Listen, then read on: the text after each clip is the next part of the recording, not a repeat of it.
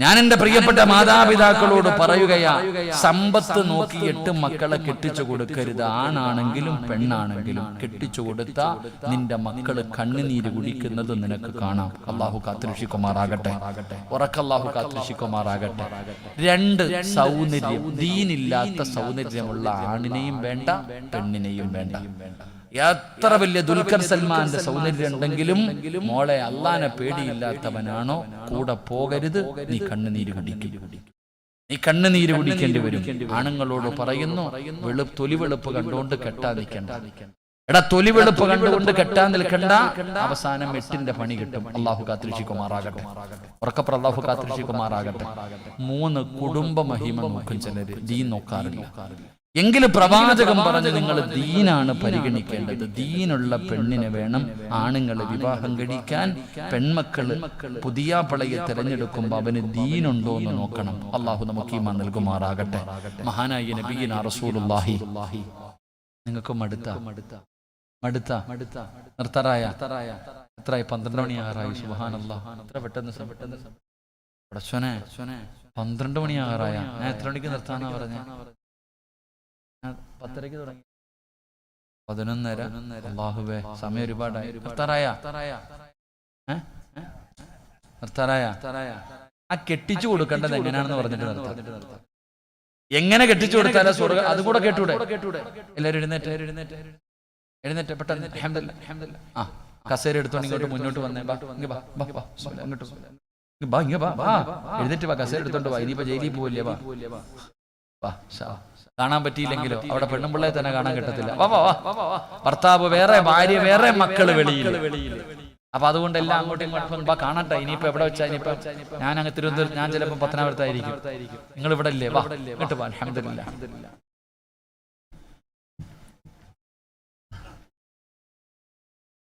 പോണ്ടവരിറക്കി ഇറങ്ങി പോണ്ട. പക്കറ്റ് പിരിവുണ്ടോ? അവിടെ ഇരിക്കട്ടെ, ചുമ്മാ ആൾക്കാരെ ബുദ്ധിമുട്ടിക്കാതെ. എല്ലാം പാവങ്ങൾ. ഇങ്ങോട്ട് വാ മനുഷ്യന്മാരെ. ദൂരെ പോയി ഇരുന്ന ഒറ്റയ്ക്ക് എവിടെ പോയി കിടക്കേണ്ടി വരും. കൂടെ അടുത്തടുത്തിരി വാ. ഡെയിലി വെച്ച് കാണുമ്പോൾ പരിചയമെങ്കിലും പുതുക്കാമല്ലോ. വാ. അൽഹംദുലില്ലാഹ്. അല്ലാഹു പരലോകത്ത് വെച്ച് കണ്ടുമുട്ടുന്നവരിൽ നമ്മളെ പെടുത്തുമാറാകട്ടെ. ഇങ്ങോട്ട് വാ. എങ്ങനെയാ പെൺമക്കളെ കെട്ടിക്കേണ്ടത് കേട്ടോ? ഞാൻ വിശദീകരിക്കുന്നില്ല, പെട്ടെന്ന് പറയാം. റസൂലുള്ളാഹി സ്വല്ലല്ലാഹു അലൈഹി വസല്ലമ തങ്ങൾ മകളെ വളർത്തി. 18 വയസ്സായി ഫാത്തിമ ബീവിക്ക് വിവാഹപ്രായമായി. എത്ര വയസ്സായി? 18 വയസ്സ്. പെൺമക്കൾ പറയും, ഉസ്താദ് എന്റെ വാപ്പാടുത്തെന്ന് പറയാം അല്ലേ? ഫാത്തിമ ബീവിക്ക് 18 വയസ്സായി. റസൂലുള്ളാഹി സ്വല്ലല്ലാഹു അലൈഹി വസല്ലമ തങ്ങൾ കെട്ടിച്ചു കൊടുക്കാൻ തീരുമാനിച്ചു. അപ്പൊ വലിയ വലിയ സമ്പന്നന്മാര് മുത്തുനബിയുടെ മുന്നിൽ വന്നിട്ട് പെണ്ണി ചോദിച്ചു. കെട്ടിച്ചു കൊടുത്തില്ല. ഒരുപാട് അബൂബക്കർ തങ്ങൾ, ഉമർ തങ്ങൾ വരെ വന്ന് ചോദിച്ചു, നബിയെ ഫാത്തിമ ഇല്ല, കെട്ടിച്ചേരൂല്ല. ഒരുപാട് പേര് വന്നു. പക്ഷെ അള്ളാന്റെ റസൂൽ ആരെയാ തെരഞ്ഞെടുത്തത്? 10ാമത്തെ വയസ്സിൽ പ്രവാചകന്റെ കൂടെ വന്ന സ്വഹാബിയാണ് മഹാനായ സയ്യിദുനാ അലി ഇബ്നു അബീ ത്വാലിബ് റളിയല്ലാഹു. 10ാമത്തെ വയസ്സിൽ നബിയുടെ കൂടെ കൂടിയതായി ചങ്ങാതി. അലിയാര് തങ്ങൾക്ക് ഫാത്തിമ ബീവി ഇഷ്ടമായിരുന്നു. സത്യം പറഞ്ഞാൽ പ്രേമൊന്നും അല്ലട്ടാ. അപ്പൊ വേണമെങ്കിൽ പറയും, അലിയാര് തങ്ങൾ ഫാത്തിമയെ പ്രേമിച്ചില്ലേ? അപ്പൊ പിന്നെ എനിക്കെന്താ? അങ്ങനെ കരുതില്ല. ഫാത്തിമ ബീവി റളിയല്ലാഹു തആല അൻഹയെ അലിയാര് തങ്ങൾക്ക് വലിയ ഇഷ്ടമാണ്. അപ്പൊ ഒരിക്കൽ ആരോ പറഞ്ഞു, അലിയെ ഫാത്തിമയെ കെട്ടിച്ചു കൊടുക്കാൻ മുത്തുനബി കല്യാണ ആലോചനയൊക്കെ നടത്തുന്നുണ്ട്, നീ ഇങ്ങനെ നടക്ക? ഫാത്തിമ ബീവിയുടെ വിവാഹ ആലോചനകളൊക്കെ നടക്കുന്നുണ്ട് അലിയെ. സഹാബത്ത് പറഞ്ഞപ്പോ അലിയാര് തങ്ങള്, എന്നാ പോയി നബിയോട് ചോദിക്കാം, ഫാത്തിമ ബീവിയെ കെട്ടിച്ചു തരുമോ എന്ന് ചോദിക്കാമെന്ന് കരുതിയിട്ട് അലിയാര് തങ്ങള് നേരെ മുത്തുനബിയുടെ മുന്നിൽ പോയി. പ്രവാചകൻ സല്ലല്ലാഹു അലൈഹി വസല്ലമ തങ്ങളുടെ മുന്നിൽ മോളെ കെട്ടിച്ചു തരുമെന്ന് ചോദിക്കാൻ പോയതാ. പക്ഷെ പ്രവാചകനെ കണ്ടപ്പോ മുട്ടിടിക്കാൻ തുടങ്ങി. അങ്ങനെയാണല്ലോ, പ്രേമിച്ച പെണ്ണിന്റെ വാപ്പായും കൂടപ്പുറപ്പരെയും കാണുമ്പോഴത്തേക്ക് പറയ്ക്കും ചിലർക്ക്. അള്ളാന്റെ റസൂലിന്റെ വീടിന്റെ അകത്ത് കയറിച്ചിട്ട് അലിയാര് തങ്ങൾ മുത്തുനബിയെ കണ്ടപ്പോ മിണ്ടണില്ല. എന്താ അലിയെ? ഒന്നുമില്ല നബിയെ. നീ എന്താ ചോദിക്കാൻ വന്നതല്ലേ? ഒന്നുമില്ല നബിയെ. അള്ളാന്റെ റസൂലിന് അറിയാം അലിയാർ എന്തിനാ വന്നേന്ന്. അലിയാര് തങ്ങൾ വന്നത് എന്തിനാണെന്ന് പ്രവാചകൻ അറിയാം. റസൂലുള്ളാഹി സ്വല്ലല്ലാഹു അലൈഹി വസല്ലമ തങ്ങൾ അങ്ങോട്ട് ചോദിച്ചു, അലിയെ ഫാത്തിമയെ കല്യാണം കഴിക്കുമോ? മുത്തുനബി അങ്ങോട്ട് ചോദിച്ചു, എന്റെ ഫാത്തിമയെ നീ വിവാഹം കഴിക്കോ? സുബ്ഹാനല്ലാഹ്. ഇന്നത്തെ അലിയാര് തങ്ങൾക്ക് ഉണ്ടായ ഒരു സന്തോഷം ഇന്നത്തെ കുട്ടികൾ പറയണ കണക്കിന് ഒരു 10 ലഡു മനസ്സിൽ ഒരുമിച്ച് പൊട്ടിയിട്ടുണ്ടാവും അലിയാര് തങ്ങൾക്ക്. അത്ര ഇഷ്ടമല്ലേ ഫാത്തിമയെ? അള്ളാന്റെ റസൂൽ ചോദിച്ചു, എന്റെ മോളെ നീ വിവാഹം കഴിക്കോ അലിയെ? അലിയാര് തങ്ങൾ തലകുനിക്കി. റസൂലുള്ളാഹി തങ്ങൾ ചോദിച്ചു, മഹർ കൊടുക്കാൻ നിന്റെ കയ്യിൽ എന്തുണ്ടെന്ന്. അലിയാര് തങ്ങളോട് വെച്ച് കല്യാണം കഴിക്കുമ്പോൾ മഹർ കൊടുക്കണം, നിന്റെ കയ്യിൽ എന്തുണ്ട്? അലിയാര് തങ്ങൾ പറഞ്ഞു, എന്റെ കയ്യിൽ ഒന്നുമില്ല നബിയെ. അല്ലാതെ കല്യാണത്തിന് പെണ്ണ് കാണാൻ പോകുമ്പോ ചോദിക്കും എന്തുണ്ട്? എനിക്ക് ഗൾഫിൽ 2 സൂപ്പർ മാർക്കറ്റ്, കപ്പൽ എന്റേതാ, ഫ്ലൈറ്റ് എന്റേതാ, കള്ളത്തരമൊന്നും പറയുന്നില്ല. അലിയാര് തങ്ങൾ ഉള്ളതങ്ങ് പറഞ്ഞു, നബി 5 നയാ പൈസ എന്റെ അടുത്ത് എടുക്കാനില്ല. റസൂലുള്ളാഹി തങ്ങൾ ചോദിച്ചു, ബക്കറ്റ് മുഴുവൻ ആയില്ലപ്പാ, നിങ്ങൾ വാ, സമയമായില്ല. പക്ഷേ അത് ഞാൻ പറയാം, ഇരിക്ക, നിങ്ങൾ കയറി വാ, ആ പൈസയും പിടിച്ചോ പയ്യന്റെ വാമനെ, നിങ്ങൾ കയറി ഇവിടെ. അലിയാര് തങ്ങളോട് ചോദിച്ചു, അലിയ നിന്റെ കയ്യിൽ എന്തെങ്കിലും ഉണ്ടോ? ഒന്നുമില്ല നബിയെ. റസൂലുള്ളാഹി തങ്ങൾ ചോദിച്ചു, ഞാൻ നിനക്കൊരു പടയെങ്കി വാങ്ങിച്ചു തന്നിട്ടുണ്ടായിരുന്നല്ലോ. ഉണ്ട് നബി, എവിടെ? വീടിനകത്ത് ഇരിപ്പുണ്ട് നബിയെ. കൊണ്ട് വിറ്റായി എത്ര രൂപ കിട്ടും? ഒരു 400 ദിർഹം കിട്ടും നബിയെ. എന്നാ കൊണ്ടുപോയി വിറ്റിട്ട് വാ. അലിയാര് നിങ്ങൾ പടയെങ്കി എടുത്തുകൊണ്ട് കമ്പോളത്തിൽ പോയിട്ട് ഇങ്ങനെ കാത്തു നിൽക്കുക വിൽക്കാൻ വേണ്ടി. ആരെയും കിട്ടുന്നില്ല. കുറച്ചു കഴിഞ്ഞപ്പോൾ ഒരാള് വന്നിട്ട് ചോദിക്കുന്ന, അലിയെ എന്താ ഇവിടെ നിക്കണേ? ആരാ?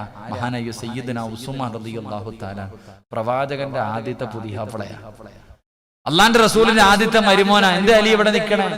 ഫാത്തിമ ബീവിക്ക് മഹർ കൊടുക്കണം, പൈസ ഇല്ലാത്തത് കാരണം പടയെങ്കി വിൽക്കാൻ പറഞ്ഞു വിട്ടതാ. എത്ര രൂപ വേണം? 400 ദിർഹം ഉണ്ടെങ്കിൽ ഞാൻ വിൽക്കും.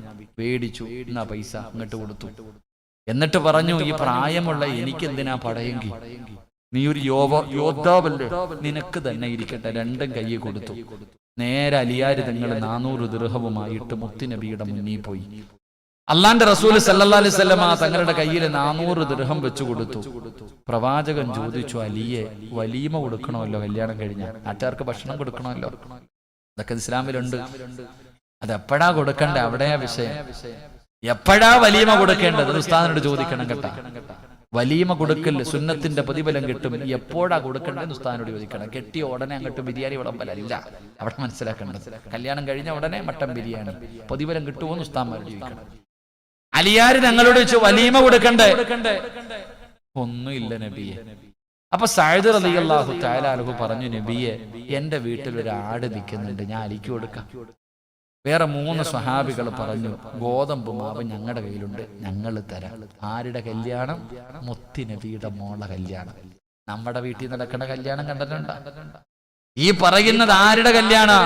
സഅദ് റളിയല്ലാഹു തആല അൻഹു ഒരു ആടിനെ കൊടുത്തു.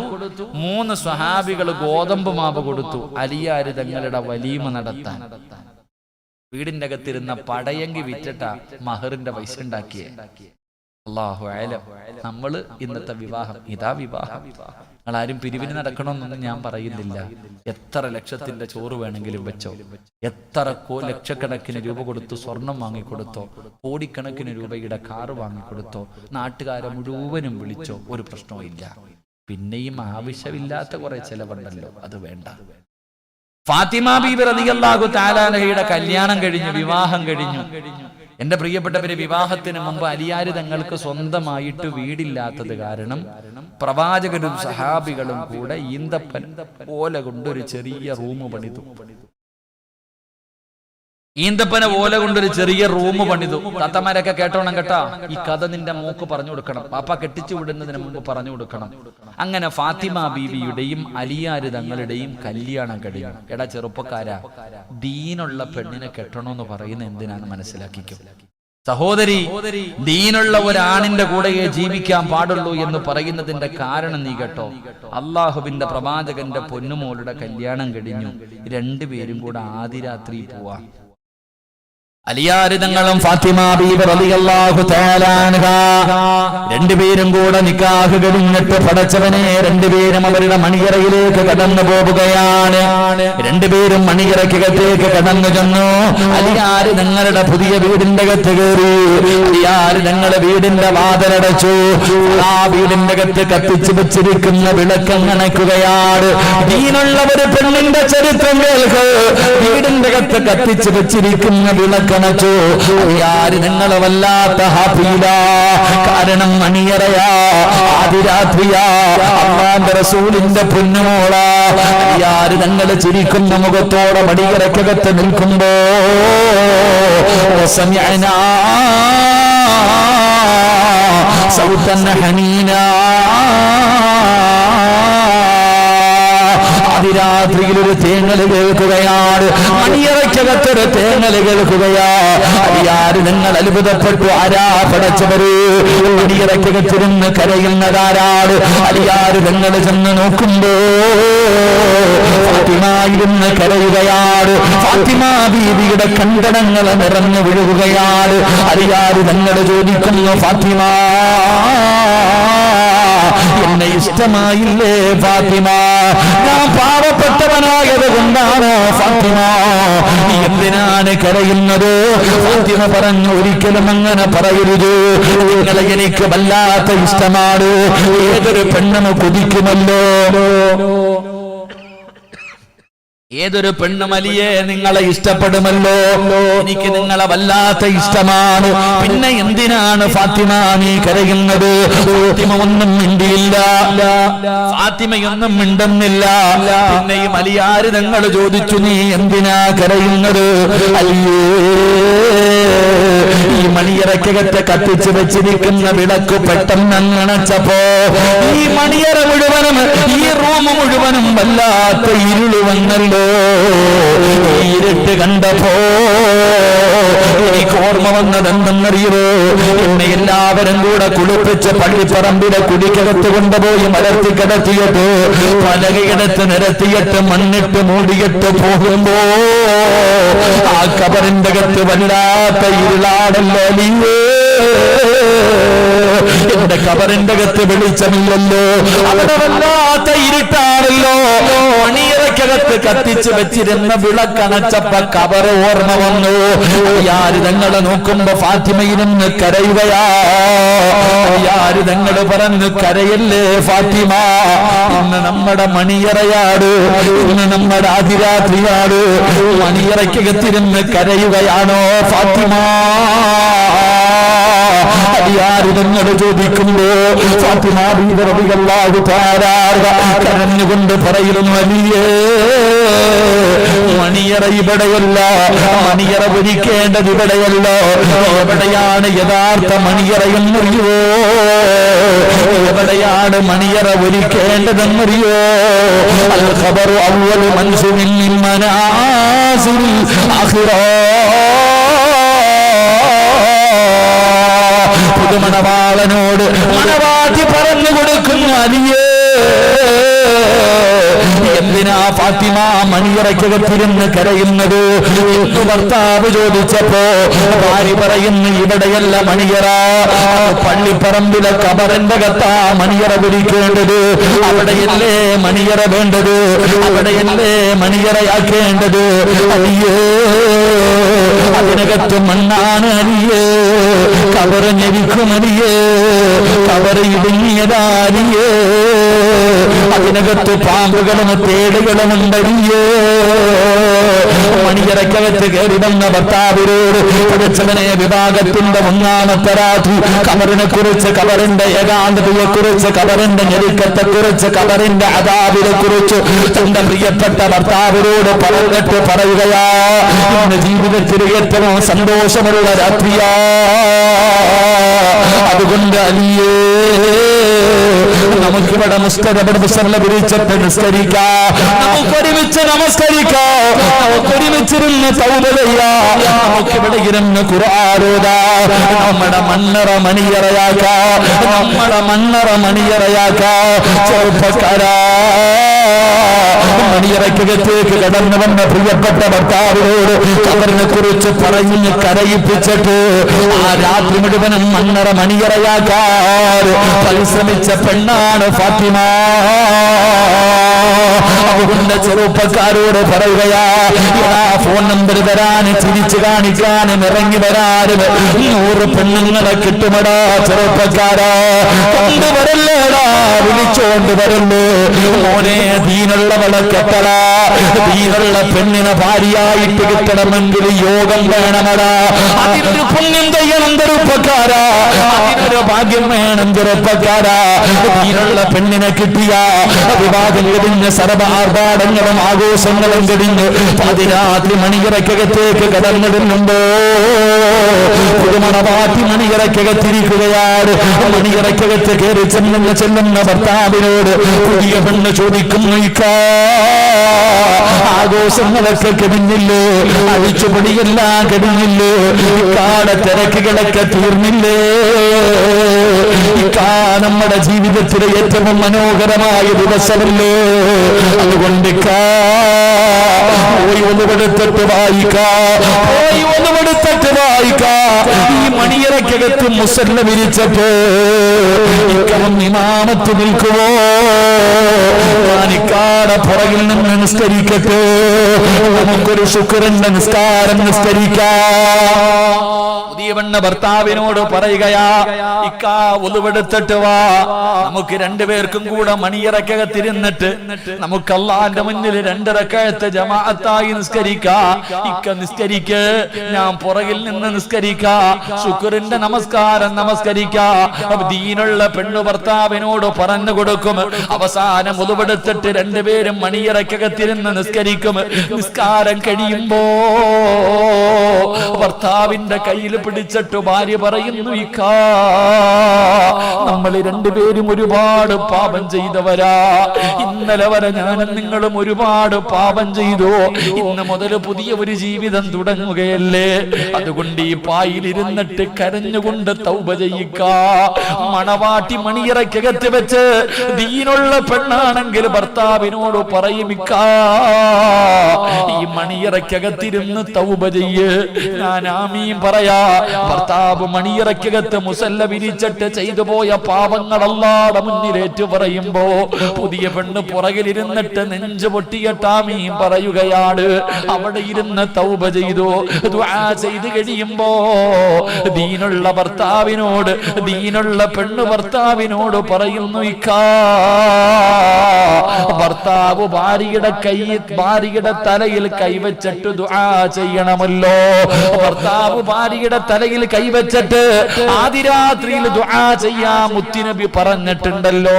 ഇക്ക എന്റെ തലയിൽ കൈവച്ചിട്ട് ദുആ ചെയ്യ്. ഭർത്താവ് പറയുന്നു, ദുആ എനിക്കറിയില്ല, ഞാൻ പറഞ്ഞു തരാം ഇക്ക, എന്റെ തലയിൽ കൈവച്ചിട്ട് ദുആ ചെയ്യിക്ക. അങ്ങനെ ഭർത്താവ് ഭാര്യയുടെ തലയിൽ കൈവച്ച് ദുആ ചെയ്തു. രണ്ടുപേരും കിടപ്പറയിൽ കയറി കിടന്നു. വെളുപ്പാങ്കാലം 4 മണിയായപ്പോ പുതിയ പെണ്ണ് അലാറം വെച്ച് എഴുന്നേക്കുകയാ. ഉറങ്ങിക്കിടക്കുന്ന ഭർത്താവിനെ വിളിക്കുന്നു, ഇക്കാ എഴുന്നേക്കിക്ക,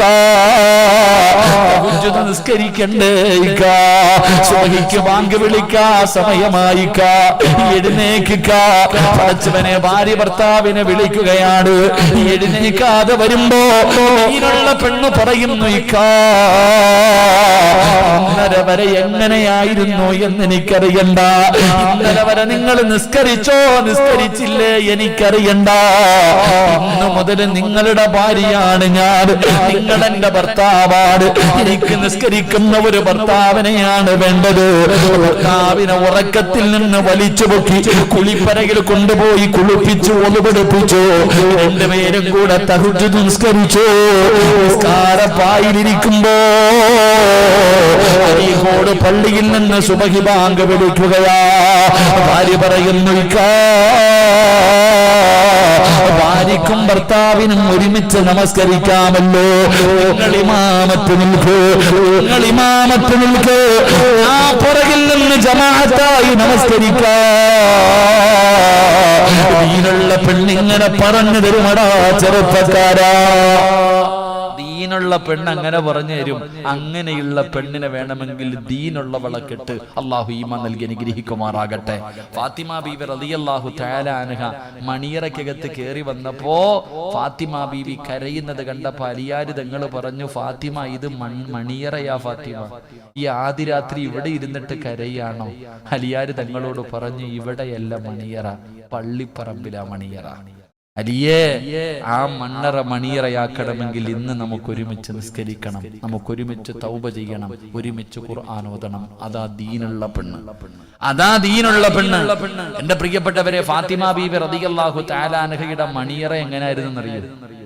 കേക്കാമിനത്ത ഫാത്തിമ ബീവിയും അലിയാര് തങ്ങളും ഓലശെട്ട് ഈന്തപ്പന ഓലകൾ കൊണ്ട് നെയ്ത ഒരു കുടില്. തറയില് ചരൽ കല്ലുകളാ, വിരിപ്പില്ല, പായില്ല, മെത്തയില്ല, ഒന്നുമില്ല. അലിയാര് തങ്ങളും ഫാത്തിമ ബീവിയും കടന്നത് എങ്ങനെയാണെന്നറിയോ?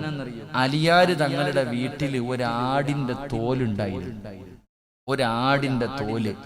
ഈ ആടിന്റെ തോല് വിരിച്ചിട്ട് അലിയാര് തങ്ങളും ഫാത്തിമ ബീവിയും കടന്നുറങ്ങും.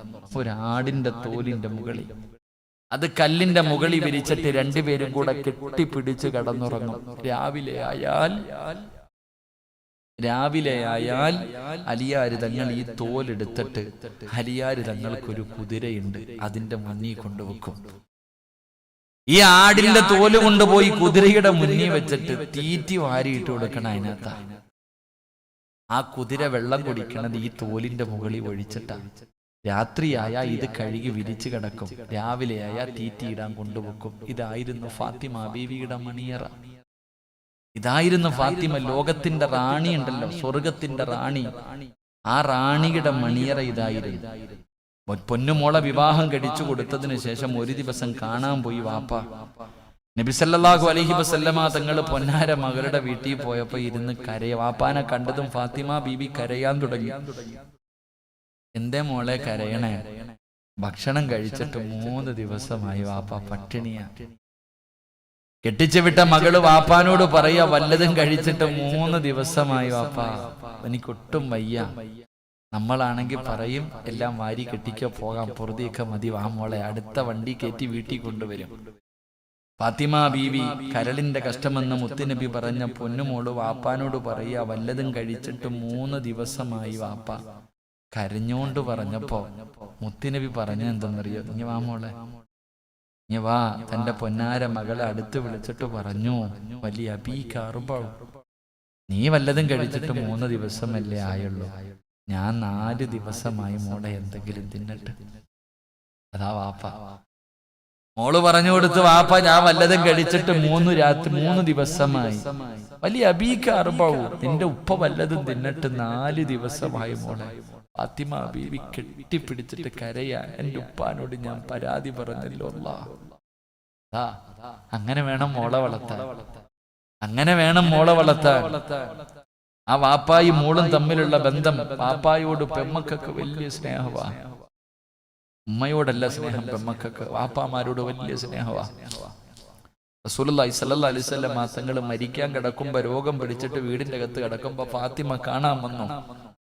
വാപ്പാടെ കിടപ്പ് കണ്ടപ്പോ ഫാത്തിമ കരയാൻ തുടങ്ങി, സഹിക്കാൻ പറ്റണില്ല.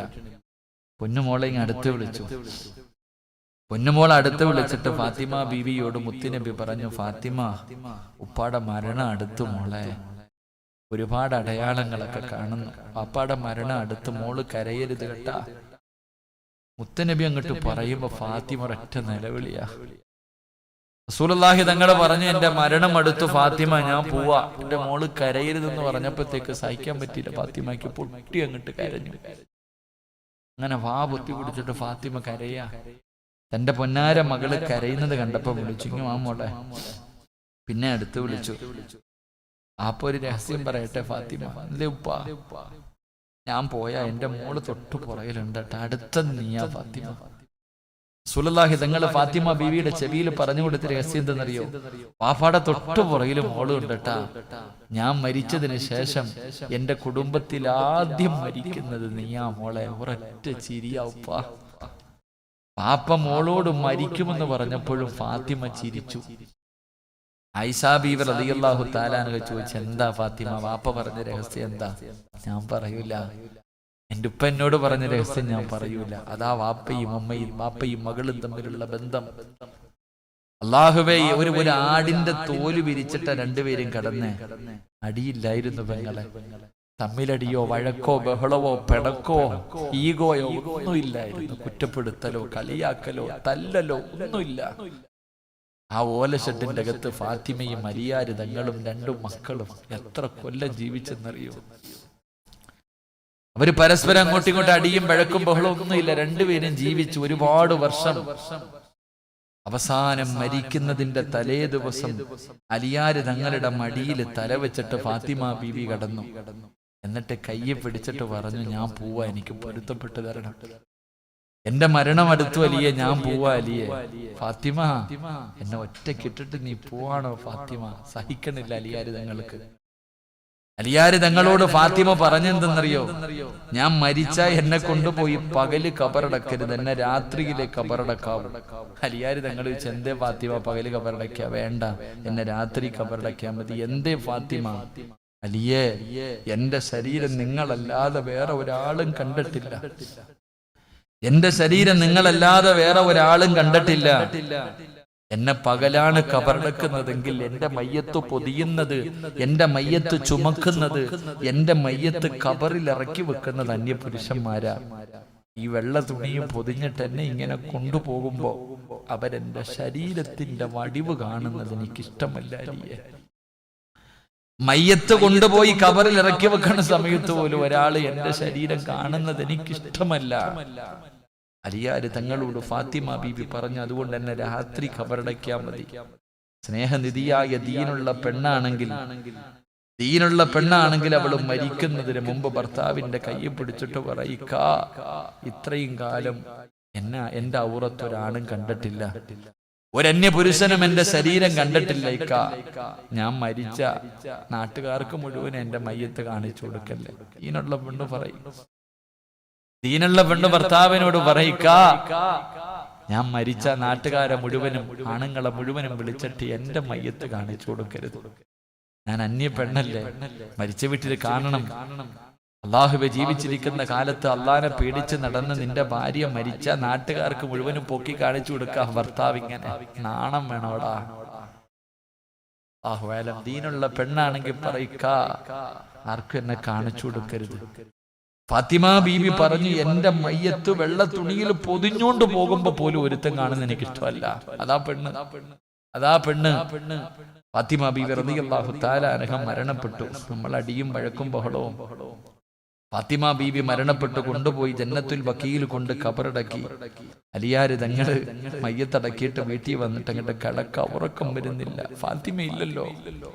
ഇന്നലെ വരെ ഉണ്ടായിരുന്ന ഫാത്തിമ ഒരു രാത്രി വീടിന്റെ അകത്തില്ലാതെ വന്നപ്പോ അലിയാര് തങ്ങള് കരയാ. ഭാര്യ ജീവിച്ചിരിക്കുമ്പോ നമുക്കൊന്നും നമ്മുടെ പെണ്ണുമ്പിള്ളയുടെ വില അറിയില്ല. പക്ഷെ അവള് മക്കളെ ഏൽപ്പിച്ചിട്ട് അങ്ങ് പോണം. അപ്പ അറിയാ നിന്റെ ഭാര്യ ആരായിരുന്നു. നിന്റെ ഭാര്യയുടെ വില അറിയണമെങ്കിൽ അവളിങ്ങനെ ചോറ് വെച്ച് തരും, തുണി കഴുകി തരും, മക്കളെ നോക്കും, നിനക്കെല്ലാം ചെയ്തു തരും. എന്നാലും കുത്തുവാക്ക്, പരിഹാസം, കളിയാക്കല്, തല്ലല്. അവളെ വാപ്പായ്ക്ക് വിളിച്ചാലും ഉമ്മായ്ക്ക് വിളിച്ചാലും കഴുതേന്ന് വിളിച്ചാലും പന്നീന്ന് വിളിച്ചാലും പാവം കേട്ടുകൊണ്ട് നിൽക്കും, സാധു. പക്ഷെ അവളുടെ വില മനസ്സിലാവണമെങ്കിൽ 3-4 കൈ തന്നിട്ട് നോക്കടാന്ന് പറഞ്ഞിട്ട് പള്ളിക്കുഴി പോണം. അപ്പൊ അറിയാം എന്റെ ഭാര്യയാണ്. അള്ളാഹു നമ്മുടെ ഭാര്യമാർക്ക് ദീർഘായുസ് കൊടുക്കുമാറാകട്ടെ.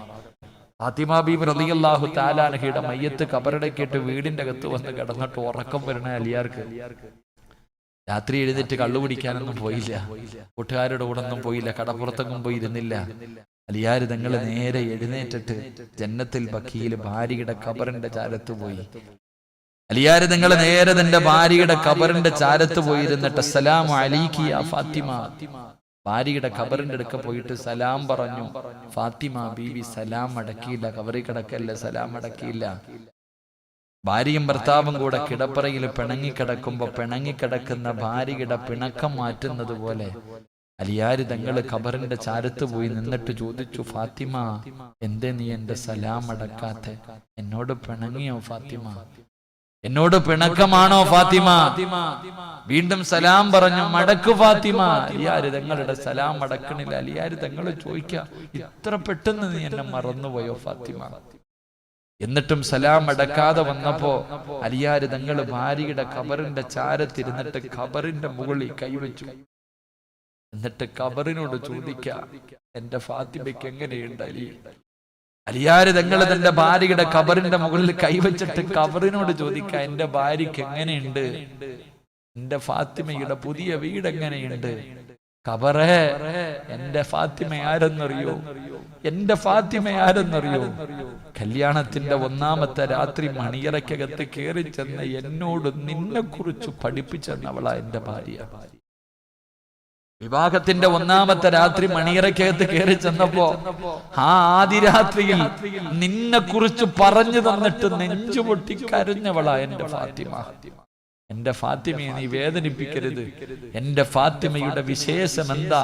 എന്റെ ഫാത്തിമയോട് എന്റെ സലാം അടക്കാൻ പറയുന്ന ഭാര്യയുടെ ഖബറിന്റെ ചാരത്ത് രാത്രി പോയിരുന്നിട്ട് കരഞ്ഞുകൊണ്ട് പറയാ ഭർത്താവ്. എന്റെ പ്രിയപ്പെട്ടവരെ, ഇങ്ങനെയുള്ളൊരു ജീവിതം വേണമെങ്കിൽ ഇതൊന്നും കഥയല്ലല്ലോ, ഇതൊന്നും വെറുതെ എഴുതി വെച്ചിരിക്കണ ഒരു തിരക്കഥയോ സാങ്കല്പിക കഥയല്ലല്ലോ.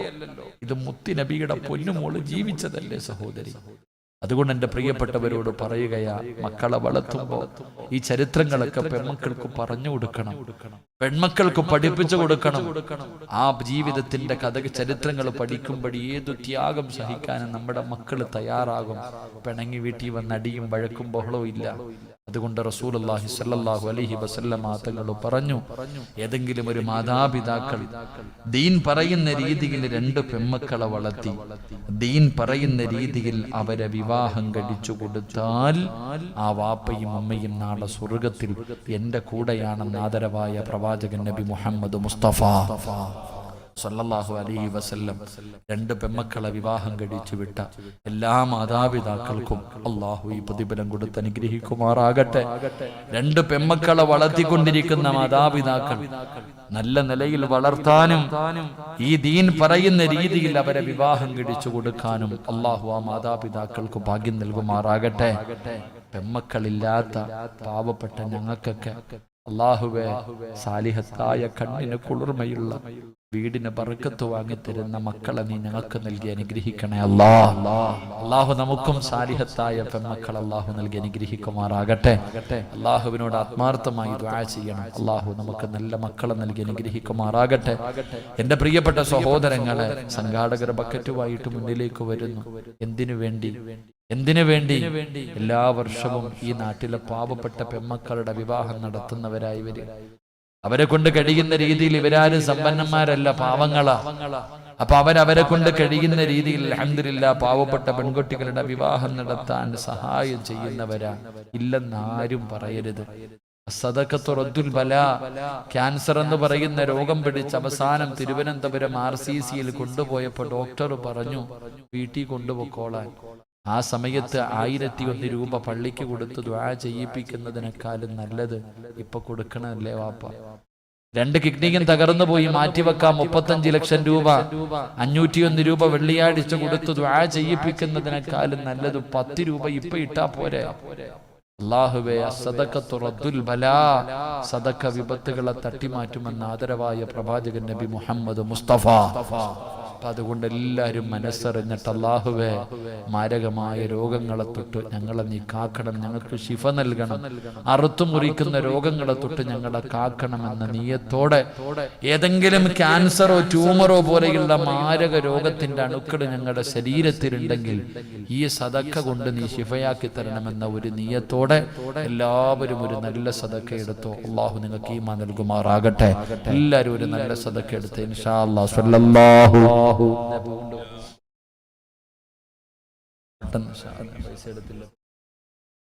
പെട്ടെന്ന് സല്ലല്ലാഹു അലൈഹി വസല്ലം. അല്ലാഹുമ്മ സ്വല്ലി അലാ മുഹമ്മദ് യാ റബ്ബി സ്വല്ലി അലൈഹി വസല്ലം. അല്ലാഹു സ്വീകരിക്കുമാറാകട്ടെ. അല്ലാഹുവേ, ആരെല്ലാം മനസ്സറിഞ്ഞുകൊണ്ടൊരു സദഖ കൊടുക്കുന്നു റബ്ബേ, ഇവരുടെ ദുനിയാവും ആഖിറവും നീ വെളിച്ചത്തിലാക്കണേ തമ്പുരാനെ. എല്ലാവർക്കും ഖൈറും ബറക്കത്തും ഐശ്വര്യവും നൽകണേ തമ്പുരാനെ. മാരക രോഗങ്ങളെ തൊട്ട് നീ ഇവരെ കാത്തിരക്ഷിക്കണേ തമ്പുരാനെ. അല്ലാഹു സ്വീകരിക്കുമാറാകട്ടെ. അപ്പൊ ഇൻഷാ അല്ലാഹ് 12:30 നമുക്ക് ദുആ ചെയ്യാം.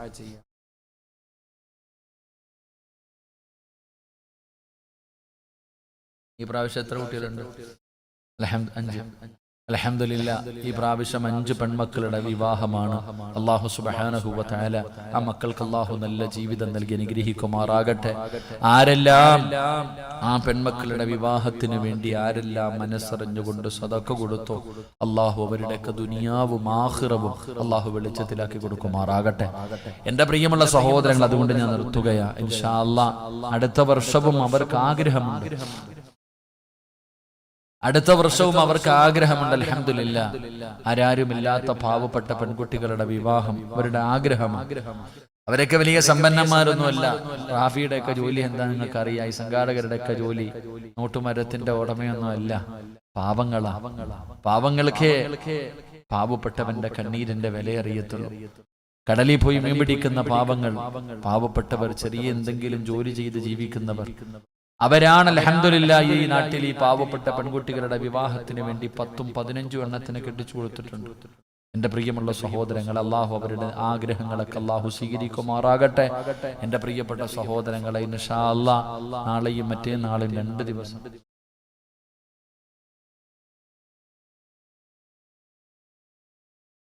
എന്റെ പ്രിയമുള്ള സഹോദരങ്ങളെ, അപ്പൊ അടുത്ത വർഷവും അവർക്ക് ആഗ്രഹമുണ്ട്. നിങ്ങളൊക്കെ ചോദിക്കും, ഉസ്താദെ ഈ സദഖ കൊടുത്തിട്ട് എന്ത് കിട്ടാനാ? സംഘാടകർ പറഞ്ഞു, ഉസ്താദെ ഇന്നൊരു ഉമ്മ സുജൂദി കടന്നിട്ടാ മരിച്ചെന്ന്. അല്ലാഹുവേ, നമ്മളൊക്കെ മദീനത്തും മക്കത്തും ഒക്കെ അങ്ങനത്തെ മരണങ്ങൾ കേട്ടിട്ടുണ്ട്. പഴയ ചരിത്രങ്ങളൊക്കെ കേട്ടിട്ടുണ്ട്. ഉമ്മ സഹാബി വനിതകളുടെ ചരിത്രത്തിൽ ആ സുജൂദിൽ കിടന്നും മരണപ്പെട്ടു പോയ കഥകളൊക്കെ വായിച്ചിട്ടുണ്ട്.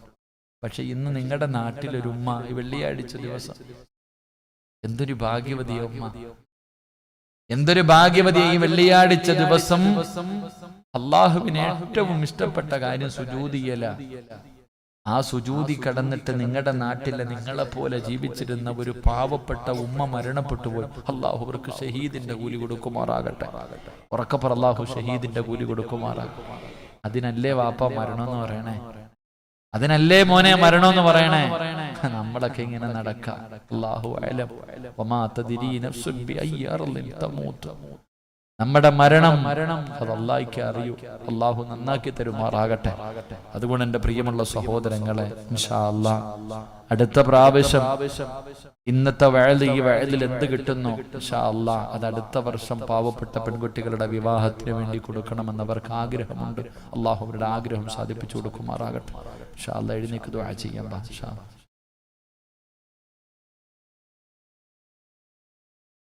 എല്ലാവരും ദുആ ചെയ്യാം. 12:30 ആയി.